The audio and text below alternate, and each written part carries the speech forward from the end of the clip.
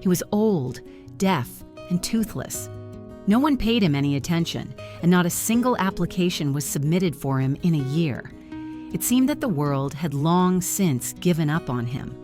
But that was when his real story began, a story about how the most forgotten can become beloved. Does anyone want to start a dog mom talk? Let me know. Arthur wandered the streets of Tiana for a long time, old, tired, and with a dull look in his eyes and matted fur. Foundation employees noticed him, and seeing his exhaustion and age, realized he wouldn't survive without help. He ended up in the care of Friends Rescue. He lived there for almost a year, a whole year, without any applications, without any interest, without a chance. His page was always in the adoption catalog. People just walked by. Maybe they were put off by his age, deafness, and missing teeth. Or maybe he was just too ordinary compared to the dozens of young, lively, photogenic dogs. But as soon as I saw him, I knew he was my dog. I brought him home, and at first he was wary. He didn't understand what had happened. The world he had lived in before had given him no reason to trust anyone. He was afraid of silence.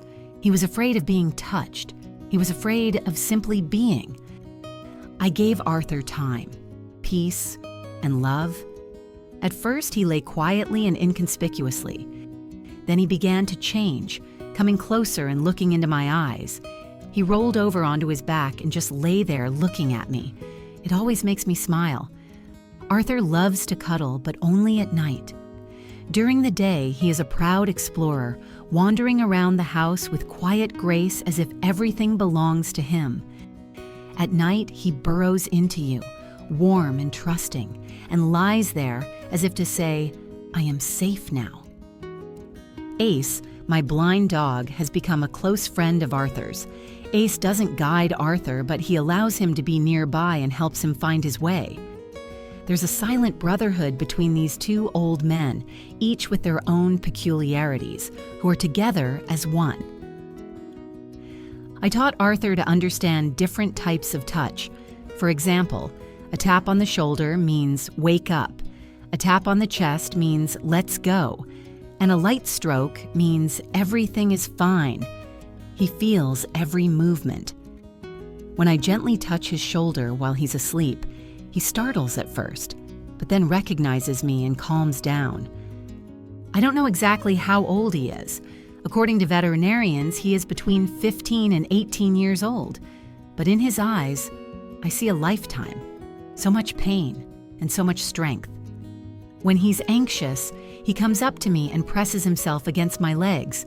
It's his way of saying, "I'm not sure, but I feel safe with you." Then I know I have to be his support. What torments me most is the thought that he might not have survived on the streets all those years, that he lived for so many years without knowing affection. It hurts to think about it. Arthur is the gentlest, meekest, and most courageous creature with 2-inch legs and a soul capable of containing the universe. My only regret is that I didn't find him sooner. He deserves the best. Now, I will do everything I can to make sure he knows that.